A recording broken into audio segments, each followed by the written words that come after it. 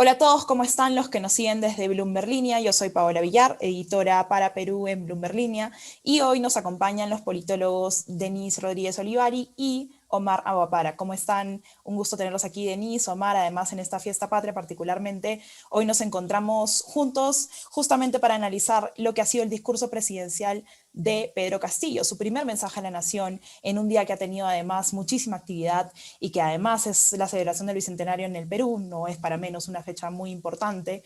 Y quería empezar preguntándoles, Denise, Omar, su opinión sobre, en un marco general, ¿no? Y teniendo en cuenta además que el discurso del presidente Castillo ha sido bastante diverso, ¿no? Ha tocado muchas aristas, pero sí me gustaría a nivel general hacerles la consulta de ¿qué tanto, no, para ustedes ha sido quizá un mensaje político de esto que estábamos buscando de tener algunas cosas mucho más claras, ¿no? Se tenían muchas dudas, mucha incertidumbre sobre las políticas o las líneas que podría seguir el gobierno y el presidente ha hecho varios anuncios por ese lado en distintas materias?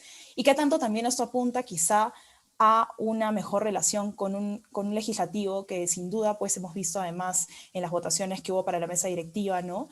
Va a haber una marcada oposición ahí. Si gustan, empezamos contigo, Denise, y luego seguimos con Omar para que me den sus precisiones generales.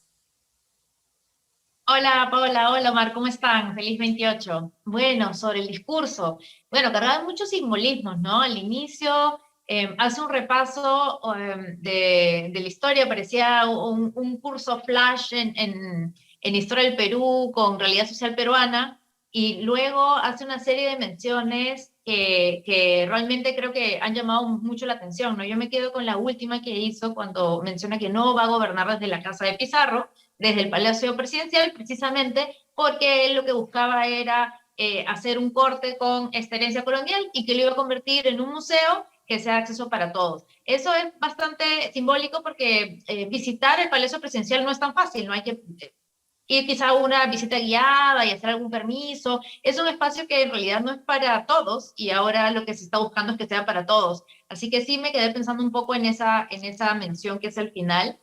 A mí me preocupa mucho algo que pasó antes del mensaje presidencial, que es cuando el presidente saliente Sagasti va al Congreso a dejar la banda, ni siquiera lo dejan ingresar.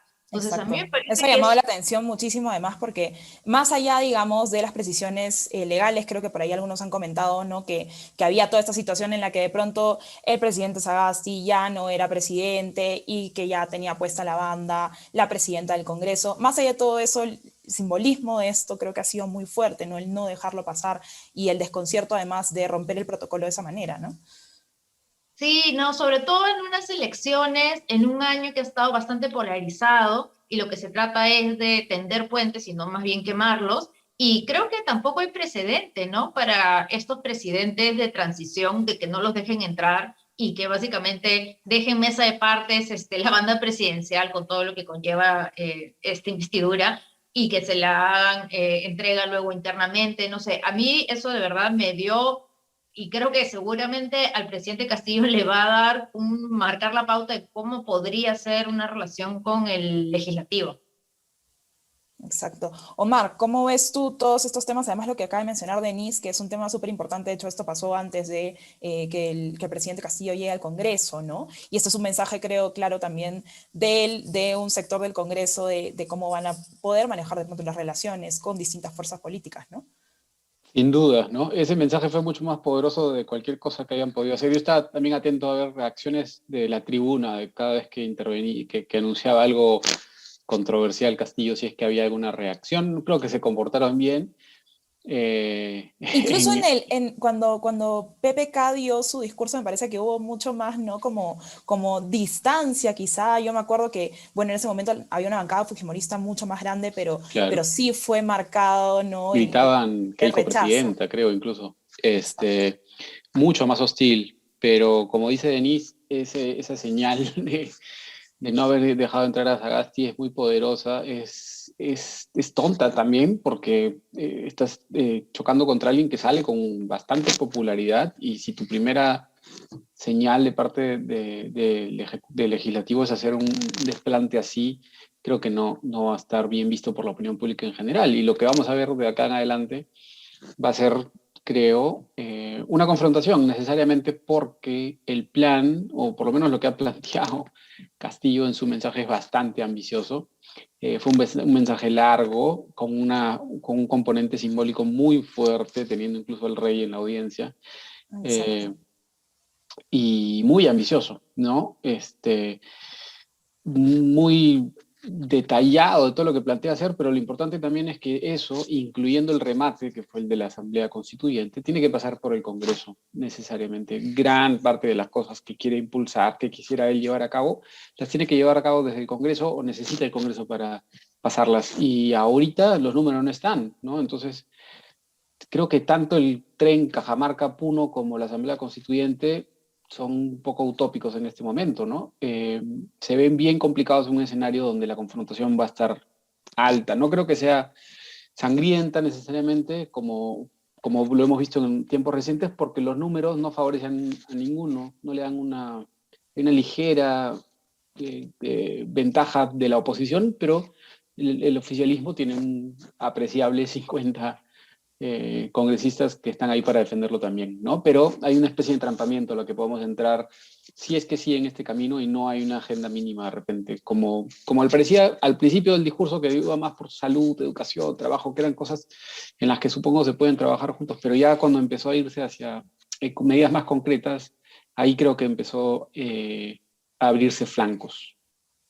Correcto, y además me pareció curioso que no sé si ustedes lo han percibido en algunos otros de estos discursos, habían momentos en los que Pedro Castillo, el presidente Pedro Castillo mencionaba algo y por ahí que le respondían los congresistas como no, sí, ¿no? Como tratando de hacer un discurso muy participativo y en particular creo que cuando él inicia su discurso, la primera parte donde justamente se dirige a mencionar no temas mucho más profundos de país y él, por ejemplo, menciona, ¿no? Les voy a leer una parte que él mencionó, que mi vida se hizo en frío, en las madrugadas en el campo y que fueron también estas manos del campo las que cargaron y mecieron a mis hijos cuando eran pequeños, que la historia de ese Perú tanto tiempo silenciado es también mi historia. Es decir, entiendo que eso en un marco del Bicentenario es mucho más fuerte, pero ¿qué tanto se relaciona también con el personaje en sí, que es Pedro Castillo? ¿Y qué tanto ven que esto lo puede relacionar mucho más a la gente, ¿no? Más allá de que él además creo que ha tenido un discurso también buscando disipar estos temores que hay sobre los temas de estatizaciones, privatizaciones, en cierto modo. Omar, ¿cómo ves tú este aspecto? Eh, Creo que sabe probablemente de que en parte para llevar a cabo este ambicioso plan va a requerir de tener a la opinión pública de su lado, ¿no? Y un poco por ahí también vio el mensaje, como tú dices, a la bancada la tiene, había esa especie de diálogo por momentos, pero para construir esa legitimidad, para de repente llevar a cabo el plan, el método Vizcarra de ir a confrontar con el Congreso, necesita tener una buena espalda también de respaldo ante la opinión pública. Y eso ahorita no la tiene del todo, ¿no? Ahorita está en 52%. Yo sospecho que la siguiente encuesta va a estar más alto todavía, pero como muchos, como todos los que empezaron, llegará a 60%. Y luego, inevitablemente, va a cometer errores, inevitablemente va a empezar una caída que ha sido la constante de todo presidente, salvo Vizcarra por circunstancias particulares, pero que, por ejemplo, pensando en el referéndum, pensando en esa vía, necesita tener un mensaje cohesionado, un mensaje coherente, un mensaje que haya De unión, también ¿no? de unión y que haga un poco que es que algo que no han hecho muchos presidentes, que es cumplir lo que prometen. Creo que inevitablemente tenía que hacer referencia a muchas de las cosas que hemos escuchado hoy día porque era lo que han prometido en campaña. Esta ha sido una ocasión, no sabemos cómo va a ser de acá en adelante, va a encontrar obstáculos, pero también vamos a ver cómo articula eso y cómo se posiciona, ¿no? Y además de que, bueno, tiene sus propios flancos internos y de alguna manera el problema de que no tiene gabinete hasta ahora, ¿no? Seguro hemos discutido de eso también. ¿Tú cómo ves este tema, Denise, en particular? Preocupante, ¿no? Ya dio su mensaje presidencial, ofreció muchas cosas, pero no sabemos quiénes van a ser los encargados de canalizar estas ofertas, ¿no? No Claro, no hay tenemos gabinete. idea quién va a ser la cabeza del Consejo de Ministros, quién va a ser el que va a manejar el presupuesto. Entonces, eso sí es preocupante. Sí, es verdad, también se ha visto sin precedentes que se haya nombrado oficialmente y que se haya reconocido como presidente a Castillo y a Portas las fiestas patrias, pero también no puede ser que no tengamos conocimiento de quiénes van a ser los ministros, ¿no? Ahora las notas básicamente son especular cuántos fajines se mandaron a hacer y cuántos son de hombre y cuántos de mujer para saber quiénes podrían ser. No, no podemos hacer ese trabajo de detectives ahora, ¿no? Muchísima incertidumbre en ese lado, además, que se suma un poco a la incertidumbre que ya teníamos antes de quién iba a ser presidente o cuándo más bien iban a proclamar al presidente, ¿no? Ahora, yo imagino que esto también juega en contra con, no sé si la legitimidad, en realidad más con la confianza que le pueda tener la población, es decir, no sé qué tanto podríamos ver que efectivamente en estas primeras semanas se cómo ven este tema de que él pueda consolidar la figura de mandatario, ¿no? Y además de quien toma las decisiones, cuando vemos además también, y no hay que negarlo, a un Vladimir Cerrón muy cercano y que además sale a declarar muchas veces. ¿Cómo ven esto en particular? Les doy el paso a quien quiera intervenir primero.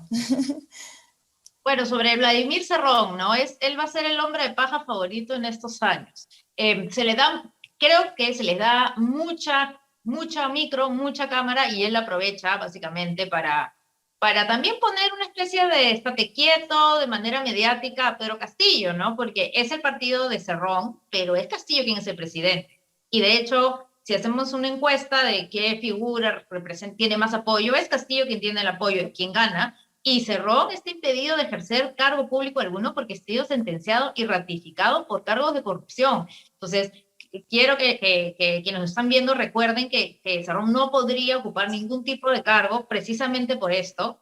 Aún no termina de pagar su reparación civil. De hecho, hay cuestionamientos sobre de dónde saldría el dinero que él está viniendo abonando para llegar a la reparación civil. Y obviamente él aprovecha estos espacios para, de alguna manera, medir fuerzas, ¿no? Como decir, no se olviden, yo estoy aquí, no se olviden, este es mi partido, pero sí, yo creo que si Cerrón se pone a escuchar un poco el discurso de Castillo ahora, habrá dicho, pero no necesariamente eso era lo que yo quería. Castillo mencionó muchas veces, yo creo que nunca se ha visto en un discurso, tantas veces se va a respetar la propiedad privada, no van a haber expropiaciones, lo que ha sido ganado con el esfuerzo de cada ciudadano va a ser respetado, básicamente porque se creó una campaña de pánico diciendo se van a venir a expropiar las casas, se van a venir a expropiar Las cuentas de los ahorro, negocios, ¿no? Todo eso, las claro. cajas de ahorros, la banca. Entonces sí, se apeló mucho al miedo, al pánico, hubo irresponsabilidad también en la transmisión de algunos mensajes. Entonces, bueno, él ha mencionado que se van a respetar, se va a respetar la propiedad privada y que eso va a ser también algo que va a guiar su gobierno. Omar, tú ves un riesgo en cuanto a esta relación que incluso se menciona de un Perú Libre que de por sí, de alguna manera, incluso en la bancada puede ser partido, ¿no? Es decir, sabemos que hay una facción que es un poco más cercana a Castillo mismo y hay una facción que es mucho más cercana a Vladimir Cerrón. ¿Cómo ves esto? Sí, creo que hay una clara influencia, ¿no? Creo que eso también fue un poco reflejo, o sea, hay dos aspectos. Creo que está el Vladimir Cerrón medio troll, que le encanta postear fotos de Twitter y meter miedo y asustar, pero también hay una realidad que, sobre todo en la parte final del discurso, empalma un poco con esta visión, creo que tiene ideológica Vladimir Cerrón, que es cuál es el propósito verdadero de la nueva constitución. Creo que el paso que hace en el mensaje de Pedro Castillo tiene que ver con la soberanía de recursos naturales, ¿no? Y esa es una ruta un poco en la línea sobre todo de Bolivia, ¿no? Un poco lo que hizo Evo Morales, pero tiene que ver con este mensaje y creo que ahí sí hay una alineación. No es que se trata, como él mismo dijo en el discurso, no te voy a quitar tu carro, tu casa, tu cuenta bancaria, pero sí va un poco a que para qué vamos a cambiar la Constitución, y eso está en línea con los 3 mensajes, me parece que dio Vladimir Cerrón en el plenario del Perú Libre el día sábado, si no me equivoco, que es el tema de la sucesión, el tema de la Constitución y el tema de los recursos naturales, ¿no? Y por ahí sí hay una influencia notable, me parece, está presente en el mensaje, y lo que vamos a ver, y por eso es que creo que hay tanta expectativa como nunca, justo lo comentaba, es que normalmente estamos muy atentos a quién va a ser, quién va a estar en el MEF. Pasaba con Alan García, pasó con Humala, obviamente, y tenemos expectativa todavía, porque no sabemos con certeza si va a ser Pedro Franque, y además qué va a pasar con Julio Velarde. Pero ahora, hoy, también hay bastante expectativa, creo que por primera vez, sobre PCM, porque PCM si es que realmente Roger Nájar o quién va a la PCM puede demostrar de repente cuál es la verdadera influencia o el poder que podría tener Cerrón desde la sombra, porque obviamente, como dice Denise, y eso no es mentira, ni de portero puede estar, pero puede manejar muchas cosas desde afuera, Claro. incluyendo tener a alguien de peso en ciertos ministerios, incluyendo la presidencia del Consejo de Ministros. Y ese es un mensaje importante. Eso nos va a decir qué tanta influencia tiene, qué tanto poder tiene Cerrón sobre esta administración y qué tanto le importa realmente, porque yo creo que mandar a Nájar a buscar el voto de investidura sería un deporte de alto riesgo, ¿no? Sería un poco complicado, yo no creo que Sobre la todo haga. ahorita, y sabiendo los antecedentes del señor Nájar, ¿no? Es decir, no es una persona Sí, completamente desconocida a nivel político, sabemos lo que es y eso obviamente va a generar pues problemas en el momento de la investidura que en este momento no se necesitan, ¿no? exacto. Sería una señal, creo, hacia el Congreso a decir, bueno, vamos a pelear, vamos a ir al choque, porque estás mandando una carta que ya varios congresistas han dicho, y creo que ante la opinión pública empieza deslegitimado además por su Por sus prontuariado, antecedentes, claro. eh, que no le darían el voto de investidura. Y eso es una ruta básicamente de esa entrevista famosa que tuvo Cerrón, de ir a buscar el cierre del Congreso como salida constitucional, que eso implica, bueno, ya estás quemando una primera investidura con Nájar y te estás quedando básicamente al borde de la posibilidad de cerrar constitucionalmente el Congreso, ¿no? En el primer mes de gobierno. Imagino que va a ser clave lo que va a pasar en el corto plazo. Y ahí también hubo un tema muy importante que mencionó el presidente Castillo hoy día, que todos lo esperábamos, de pronto algunos estaban esperando si lo mencionaba o si no, es el tema de la nueva constitución, ¿no? Lo mencionó durante su discurso, pero sobre todo mencionó una vía interesante y en todo caso que sería la vía legal correcta, ¿no? De plantear en todo caso una reforma constitucional para ver si se admite efectivamente una figura de asamblea constituyente que en este momento no contempla la constitución peruana. Denis, ¿cómo ves tú este mensaje en particular, la forma en cómo esto se ha planteado? Creo que Aníbal Torres había de hecho ya adelantado un poco que esta podría ser la fórmula legal correcta y además que él ha mencionado y reiterado nuevamente muchas veces diciendo que cualquier tipo de cambio que busquen, ¿no? Sin traicionar obviamente a su electorado quizá más duro, ¿no? Cualquier tipo de estos cambios que busquen va a responder a el marco legal vigente, ¿no? Cómo ves la forma en cómo él lo planteó? Como mencionas, ¿no? Él creo que ha sido muy cuidadoso de asegurarse del el respeto a las instituciones y al marco normativo vigente, ¿no? No está mal que proponga una asamblea constituyente, las personas pueden estar de acuerdo o no. Creo que hay un consenso en que hay algunas cosas que se tienen que cambiar, no todo, pero sí, él ha sido muy cauto en proponer, como mencionas, primero una reforma a través del artículo de la Constitución y luego una potencial convocatoria a Asamblea Constituyente. Me parece que fue muy entusiasta, demasiado optimista sobre ya la composición de la Asamblea Constituyente, que hay que incluir a todos. Creo que primero hay que ir si es que pasaría una reforma del artículo 206 de la Constitución y de ahí ver quiénes van a componer la Asamblea Constituyente. Pero claro, él básicamente, además, él tenía que mencionar algo sobre la Asamblea Constituyente porque ha sido una de las propuestas fuertes de Claro, no podía ignorarlo la simplemente. campaña, tenía que hacerlo. La gente dice, no, pero no la Asamblea Constituyente, ok, de repente tú que no votaste por él, que no te parece, pero hay un sector importante que sí quiere ese cambio, que de repente se tiene que abrir una conversación un poco inevitable sobre qué es lo que recoge nuestra actual constitución, qué artículos están básicamente desfasados, el de la vacancia presidencial, por ejemplo, vemos constantemente que ha sido invocada de manera política y ha sido instrumentalizada, es algo que tiene que reformarse, por ejemplo. Ese artículo básicamente tiene más de 100 años y hablaba de otro espíritu en lo que es la capacidad y la capacidad moral, era básicamente esta falta de poder desenvolverse como mandatario, ¿no? Y ahora es utilizada, yo creo que ha sido corrupto, bueno, ya, en capacidad moral. Entonces sí hay artículos que, más allá de las líneas ideológicas de cada uno, tienen que ser repensados, ¿no? Tienen que ser repensados o reformulados, pero bueno, el tema de la Asamblea Constituyente va a ser fuente de controversia, va a ser bastante difícil, yo creo, aplicarlo, pero no podía dejarse de lado, ¿no? Porque sería un poco traicionar a un buen grupo de votantes. Exacto. Omar, tú ves en todo caso también, coincides con la opinión de Denise y aprovecho en preguntarte, añadir esta pregunta, ¿ves un camino viable en el que pueda avanzar este proyecto en el Congreso o al menos ganar esa cantidad de votos que ahorita le faltan? Por ahora no, por ahora creo que no hay una ruta, ni por el Congreso, porque ya vemos que ni siquiera puede llegar a formar una mesa directiva, ni siquiera tiene los votos para alcanzar la presidencia del Congreso, y por la vía del referéndum también es un proceso largo y complicado. Hemos visto desde la izquierda gente que ha recogido esa bandera, que ni siquiera pueden recolectar firmas para inscribir a su partido. Verónica Mendoza, por ejemplo, ha tenido que ir como invitada en las últimas 2 elecciones porque no tiene las firmas para alcanzar el partido, para inscribirse con su propio partido.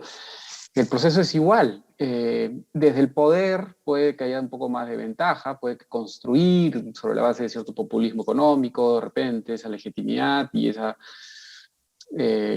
ese apoyo, pero igual va a tomar bastante tiempo. Y antes que construir algo, es mucho más probable, lo vemos en la historia reciente del Perú, que más bien se dilapide el capital político con el que parta, ¿no? Yo no veo un presidente ganando popularidad. Lo más probable es que sea un presidente que más bien va perdiendo apoyo con el paso del tiempo.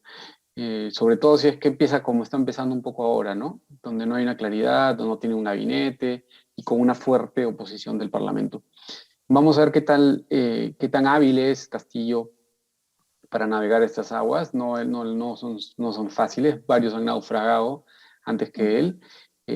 Y una tarea tan ambiciosa como impulsar una asamblea constituyente creo que puede traerle más problemas. Puede abrirle mucho más flancos de los que está preparado para enfrentar. Exacto, claro. Y bueno, Denise, Omar, me gustaría cerrar un poco la conversación planteando ya quizá algunos de los retos principales que en el corto plazo, ¿no? Hablando de los 100 primeros días de gobierno de pronto, pero sobre todo en el más corto plazo, tiene el presidente Castillo. Claramente el tema de la composición del gabinete es uno.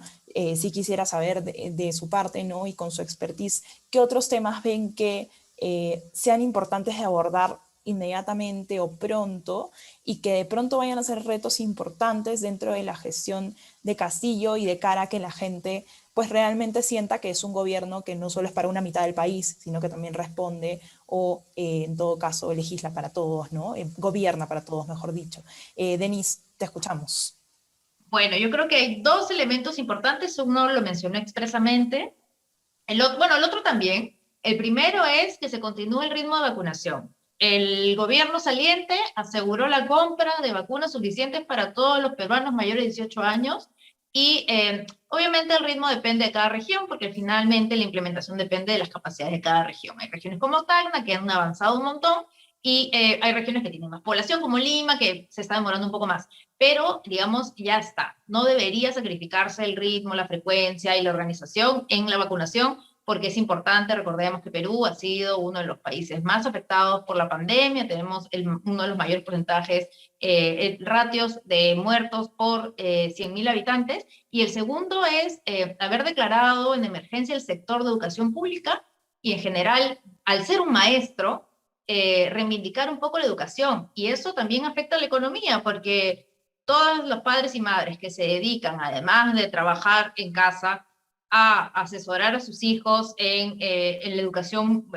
digamos, básica, regular, son horas, hombre, que se están perdiendo. Son Claro. una generación que va a tener menos habilidades cognitivas, menos conocimientos, realmente están sufriendo. Entonces, Hay doble afectación, además, como tú dices, hay un tema de labores de cuidado y hay un tema claramente de los niños, ¿no? Niñas y niños que claramente se están viendo afectados por la sí, modalidad. entonces esto es algo que tiene clave, que tiene que reactivarse. Tenemos que ver si estamos fomentando también que se reactiven los negocios, los conciertos, ver qué hacemos con la educación. Va a ser bien difícil porque, claro, no es que nuestras escuelas públicas estén en las mejores condiciones para ofrecer, digamos, ventilación, espacio a todos, pero es algo que se tiene que empezar a pensar de una vez. Omar, en tu caso, ¿qué retos encuentras o qué desafíos principalmente encuentras en el corto plazo, más allá de esto que conversábamos ya del gabinete, ¿no? Y que de pronto sean importantes para que justamente pues Castillo logre consolidarse mucho mejor en el gobierno, que creo que es algo de más que todos esperamos, ¿no? Sí, sin duda. Y coincido con Denise, lo urgente es continuar con el proceso de vacunación. Todavía estamos al 16%, nos falta bastante como para llegar a un punto en el que estemos ya realmente de salida de esta crisis. La ocasión es urgente. Creo que ahí tiene un poquito más de margen porque eh, si logra avanzar con la vacunación, creo que habrían las condiciones para que el retorno a las aulas en general, a todo nivel, sea a partir del próximo año. Y lo otro es creación de empleo, ¿no? Probablemente otro de las grandes eh, víctimas de esta pandemia, que hemos perdido más de 2 millones solamente en Lima, más de 2 millones de empleo.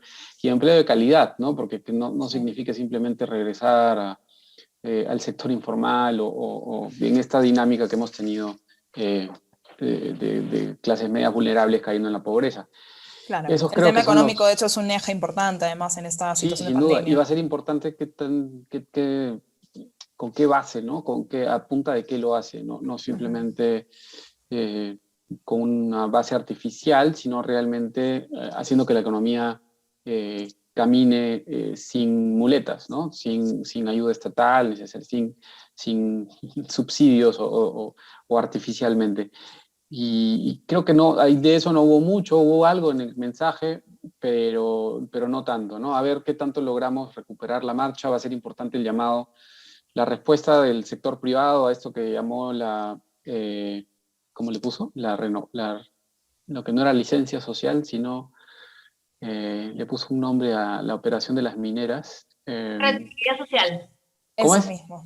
Rentabilidad social. Rentabilidad Que social, si no eso. tenía rentabilidad social, no son Que proyectos si no había, viables. no va, ¿no? Entonces, ese es un mensaje importante para el sector privado y Ujú. esa respuesta va a ser importante para ver cómo andamos a partir del próximo mes, ¿no? A ver cómo marchan las cosas. Y si logramos aprovechar este tiempo de viento favorable gracias al precio del cobre y etcétera, que se abre, Claro. ¿no?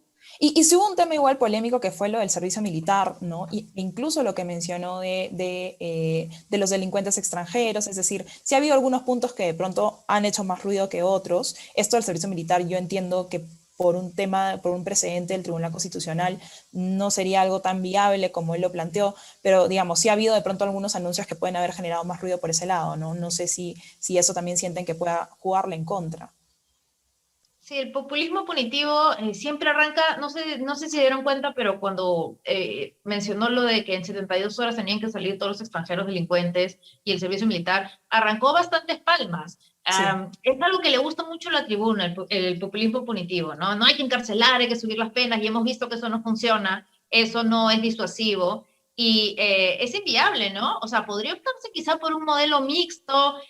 Por ejemplo, en Alemania los jóvenes pueden hacer un servicio obligatorio, pero no necesariamente militar, también hay un servicio civil, hacen obra social en otros países, ¿no? Reciben en algunos países quizá créditos educativos, universitarios, entonces sí hay formas de alguna manera de incluir esta población mini que no estudia ni trabaja, que tiene que ir más allá de lo militar, pero de nuevo, nuestra tradición tan militarizada, nuestra historia Ujú. republicana ha estado plagada de gobiernos militares, Y eso autoritarismo arranca militar, palmas, ¿no? Además.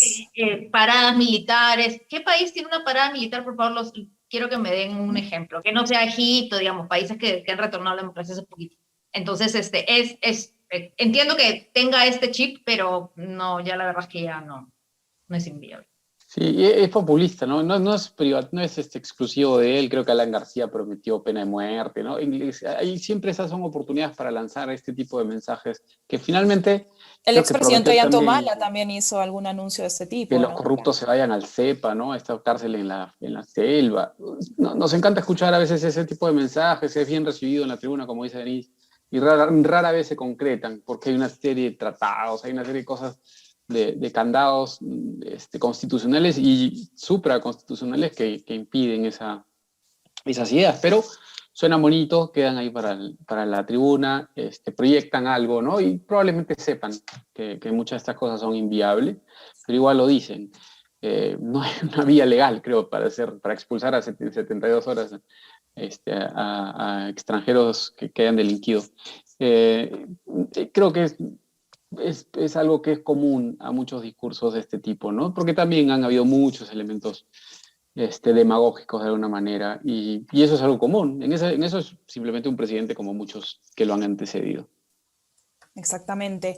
Omar, Denise, les agradezco muchísimo por su tiempo, por el análisis además, y creo que, bueno, estamos apuntando a importantes retos que va a tener el presidente Pedro Castillo de cara a los siguientes meses, y que claramente, pues, lo mejor que le puede pasar a este país es que los poderes del Estado se lleven bien y no vivamos una situación como hemos vivido los últimos 5 años, que nos ha terminado dejando un resultado de entre 4 presidentes, ¿no? Les agradezco mucho, Omar, mucho, Denise, por su tiempo. A los quienes nos están viendo, no se pierdan de estas noticias y otras más en bloomberlinia.com. Y sin duda, pues espero, Omar, Denise, que nos podamos encontrar en otra oportunidad para seguir comentando estos y otros más temas de coyuntura política. Ahora, de hecho, el tema de Pedro Castillo va a estar mucho más latente, no solo aquí, sino a nivel regional, ¿no? Les agradezco mucho y ojalá nos podamos ver en otra oportunidad. Muchas gracias, Paola. Un gusto, Denise. Gracias, Paola. Cuídense, Cuídense, chao. Omar. Chao. Chao.